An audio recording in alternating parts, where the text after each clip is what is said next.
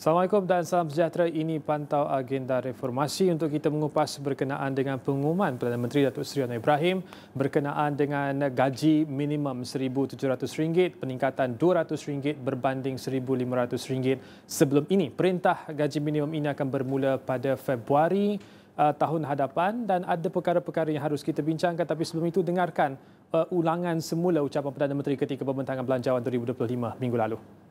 Penstrukturan ekonomi hanya dianggap berjaya apabila rakyat meraih gaji dan upah yang bermakna untuk menjalani hidup yang lebih selesa.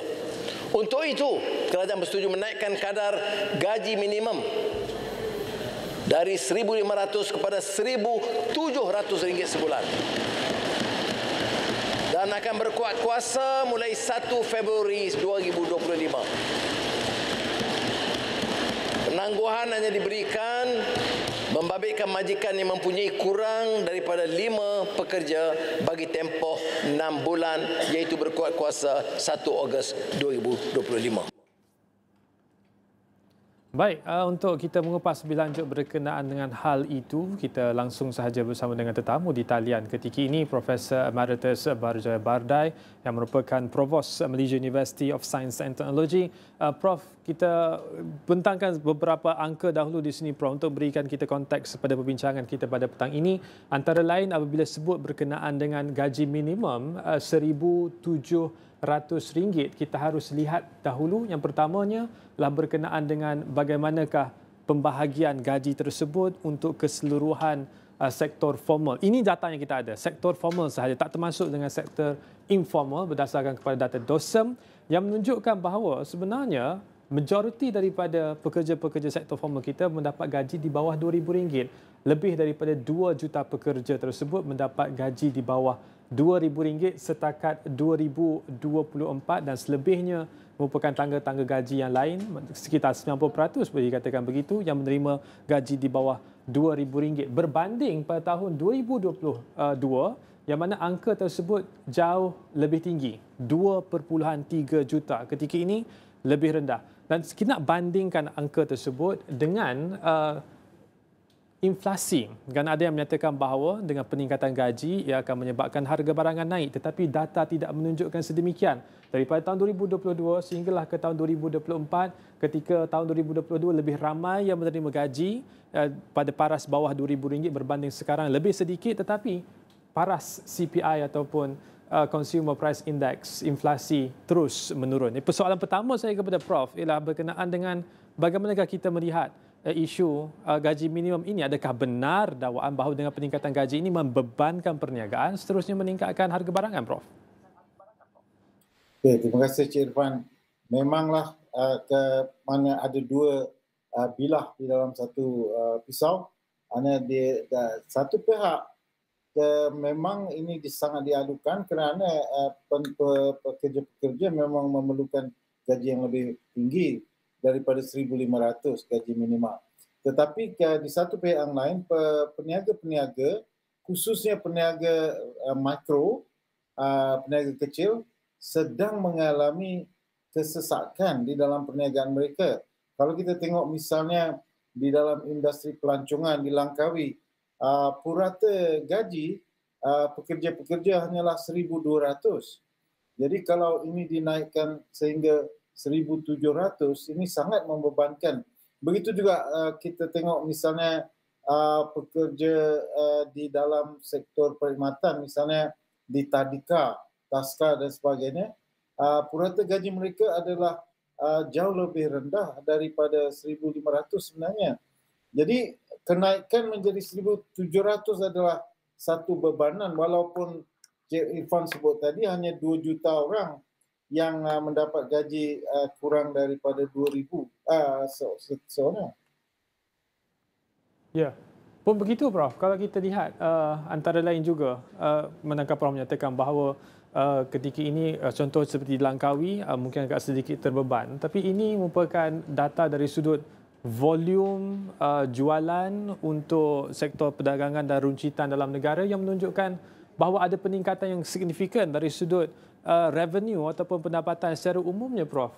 Mungkin Prof boleh nyatakan dengan lebih lanjut dan jelaskan kepada kita, bukankah dengan data ini menunjukkan bahawa wajar sebenarnya untuk perniagaan-perniagaan ini meskipun terbeban tetapi pendapatan mereka juga meningkat. Dan selain daripada itu juga Prof menyatakan bahawa di Langkawi sebagai contoh masih lagi ramai mereka yang mendapat pendapatan yang rendah tapi berdasarkan kepada angka dosa sekurang-kurang di Langkawi itu pendapatan medianya adalah sekitar RM5,000. Dalam hal itu apa komen lanjut Prof?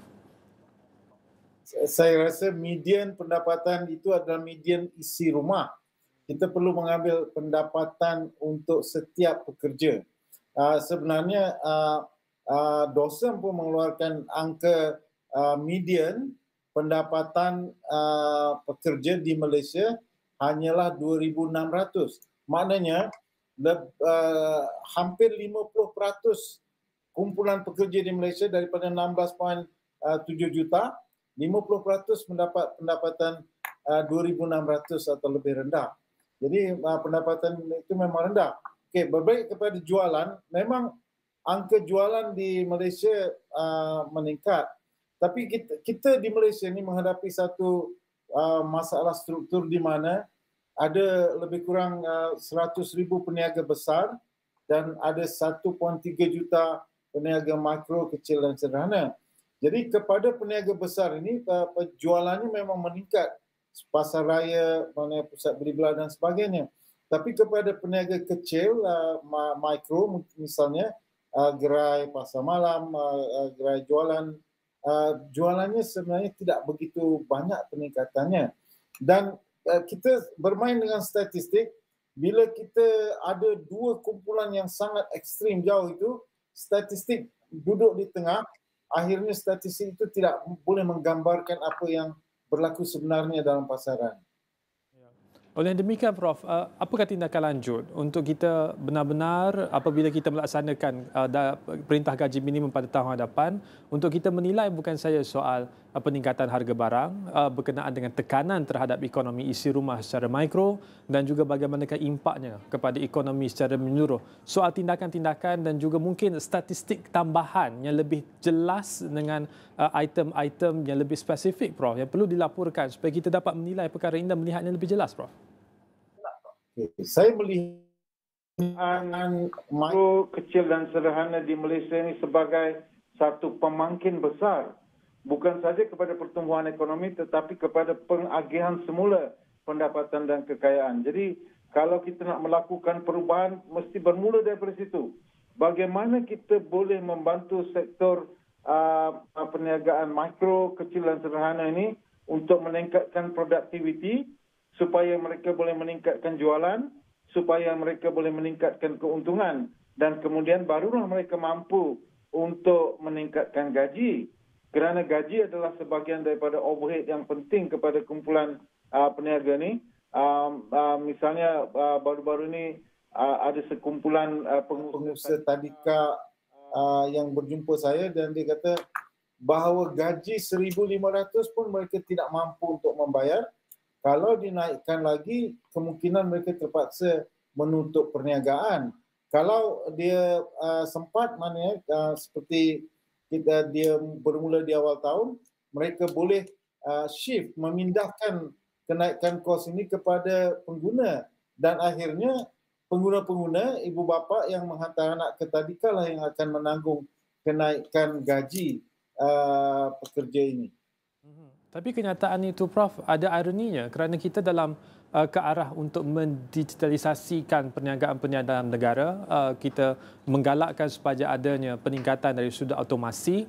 Jadi dengan menggunakan kaedah digitalisasi dan automasi, tidakkah itu sepatutnya mengurangkan bebanan kos itu walaupun kos mungkin sedikit meningkat hanya untuk meningkatkan gaji, tapi itu tidak seharusnya mengganggu operasi kerana banyak kerja-kerja itu sudah pun diambil alih oleh sama ada AI ataupun mesin ataupun hal-hal lain berkaitan dengan aspek digital itu Prof.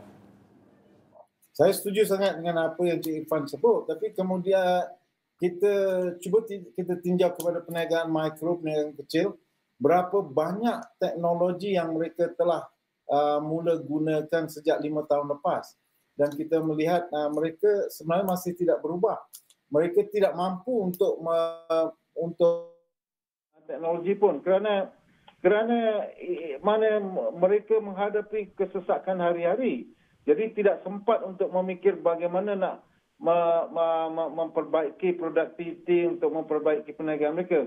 Ini memerlukan bimbingan dan sokongan yang rapi daripada agensi tertentu untuk menolong mereka mengenal pasti apa teknologi yang mereka perlukan dan apa pembiayaan yang diperlukan, dan kemudian cuba mendapatkan pembiayaan ini. Banyak yang diumumkan oleh Yang Amat Berhormat Perdana Menteri tentang bantuan-bantuan pinjaman, matching grant yang dikhusus untuk perniagaan mikro, kecil dan sederhana ini. Tetapi kepada mereka sebenarnya bila mereka mendengar ucapan belanjawan, mereka hanya mendengar dan memikirkan itu tidak relevan kepada mereka kerana mereka tidak tahu bagaimana nak memperolehnya.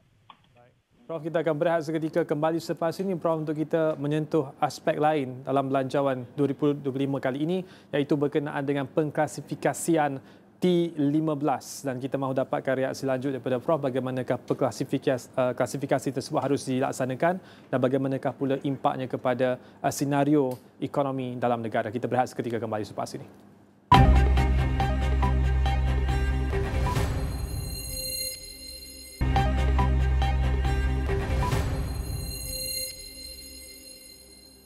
Baik, bertemu kembali dalam Pantau Agenda Reformasi. Kita masih lagi mengupas berkenaan dengan belanjawan 2025. Yang pertama tadi kita sentuh berkenaan dengan pemberian subsidi, pengenaan gaji minimum, dan kali ini berkenaan dengan T15, yang mana menurut Menteri Ekonomi Rafiz Ramli menyatakan bahawa pengkategorian T15 ini sedang diperhalusi, memandangkan kita bergerak ke arah pengklasifikasian baharu dalam kita memaknai pembahagian subsidi dan juga pengkelasan ekonomi dalam kalangan rakyat Malaysia. Kita dengarkan apa yang disebut oleh Menteri Ekonomi. Secara konsepnya, yang itu telah dibincangkan secara mendalam di peringkat kerajaan. Now we are moving daripada conceptual kepada pelaksanaan. So perbincangan mengenai pelaksanaan itu sedang berlaku, and I think it's best untuk kita tunggu the final design of it. Tetapi bila Perdana Menteri sebut T15, itu merujuk kepada kaedah-kaedah yang akan diumumkan nanti. Jadi if you ask me sekarang T15 tu berapa, saya ingat kerajaan kita perlu melalui proses itu. We know we want to make it a lot fairer than before. Jadi I don't think personally is going to be a simple household income seperti sekarang. Beliau berkata demikian kepada pemberita selepas merasmikan Majlis Sambutan Hari Statistik Negara di Putrajaya pada Ahad. Turut hadir Ketua Perangkawan Malaysia Datuk Seri Dr. Muhammad Uzair Mahidin. Sebelum ini, semasa pembentangan belanjawan 2025, Perdana Menteri Datuk Seri Anwar Ibrahim menyatakan beberapa subsidi akan dikurangkan bagi golongan T15. Bagaimanapun, timbul reaksi oleh ramai pihak mengenai pengkelasan golongan T15 berkenaan. Mengulas lanjut, Rafizi berkata semasa rancangan Malaysia ke-9 sebelum ini, kerajaan telah membuat keputusan bahawa penentuan ekonomi bagi pendapatan sesebuah isi rumah mengikut pendapatan mereka.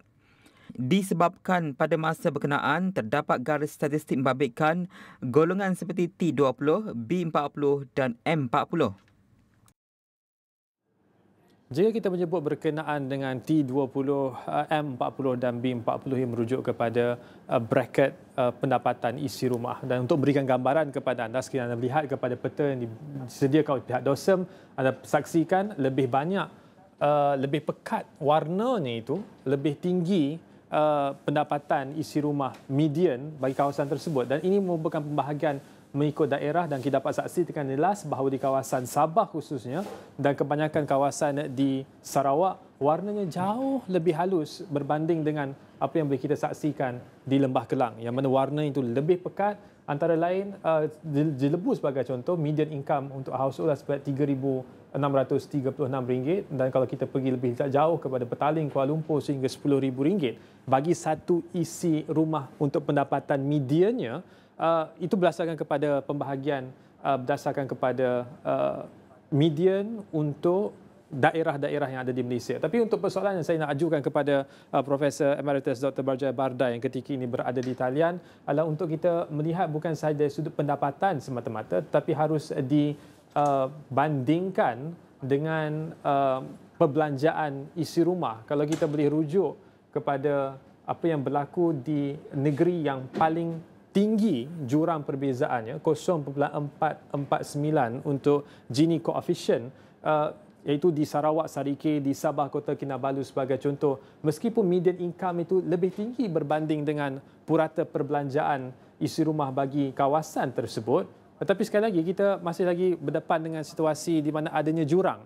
Bagaimana Prof untuk kita pastikan bahawa selepas ini pengklasifikasian ekonomi mengikut isi rumah itu memberikan lebih makna kepada angka-angka yang kita lihat ketika ini. Jurang harus dirapatkan dan pendapatan yang tinggi itu sepatutnya membolehkan rakyat untuk berbelanja berdasarkan kepada keperluan isi rumah masing-masing.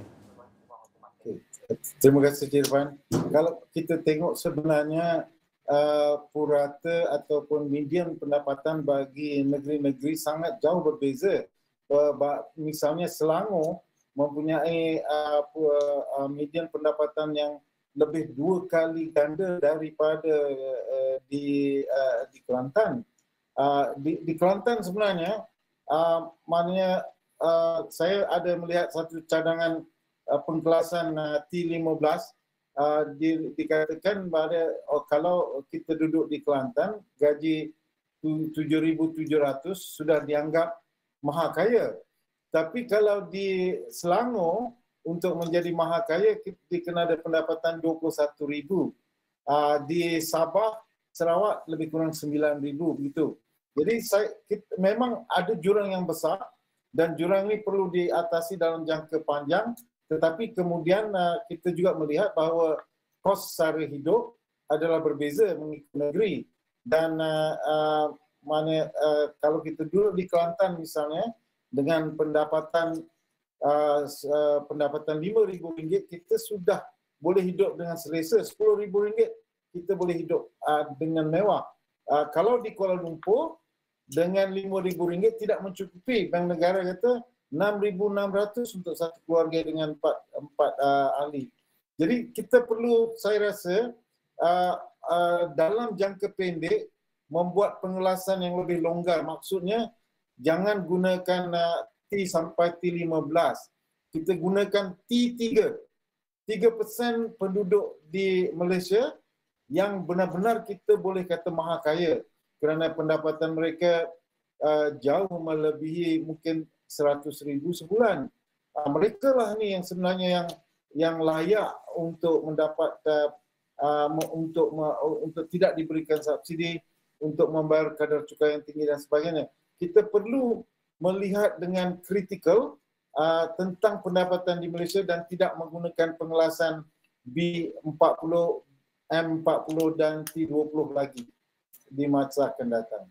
Ya. Oleh demikian, adakah maksud Prof, kalau berdasarkan kepada graf yang disediakan oleh DOSEM ini, tidak wajar untuk tangga gaji ini berakhir pada 15,000 ke atas? Sepatutnya ada lagi tambahan di atas itu yang mana pendapatan isi rumahnya mungkin 1 juta, 2 juta, 3 juta ke atas, dan ia akan menunjukkan dengan jelas kalau ketika ini 15,000 ke atas, 305,000 isi rumah yang mendapat pendapatan sedemikian. Sepatutnya ada lagi pengkelasan tangga gaji lebih tinggi di sana untuk kita nampak dengan jelas berapa ribu sebenarnya di kalangan rakyat Malaysia ni yang betul-betul jutawan, hartawan dan bilioner. Adakah itu maksud Prof berdasarkan cadangan tadi? Betul Cik Irfan. Kalau kita tengok kadar cukai pendapatan pun, dulu sebelum ni dia berakhir pada 100,000 misalnya, 150,000 kemudian dia naik. Tapi hari ini sudah melebihi 300,000 dan sampai 1 juta. Jadi kita perlu ubah semula. Mungkin kita perlu ada satu tahap pendapatan 100,000 sebulan ataupun 1.2 juta setahun untuk menentukan sama ada seseorang itu benar-benar dipanggil maha kaya misalnya. Sebab kalau hari ini seorang yang mendapat pendapatan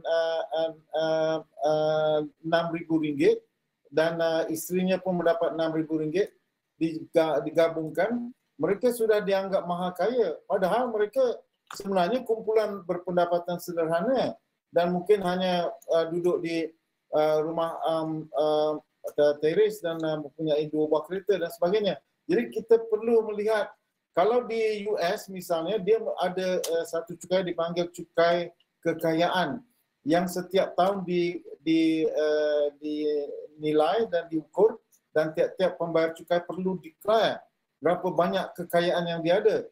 Kalau kita ada angka itu, kita tidak perlu melihat kepada angka pendapatan, sebab di Malaysia ini juga ada penduduk atau warga Malaysia yang kaya tetapi tidak pernah membayar cukai.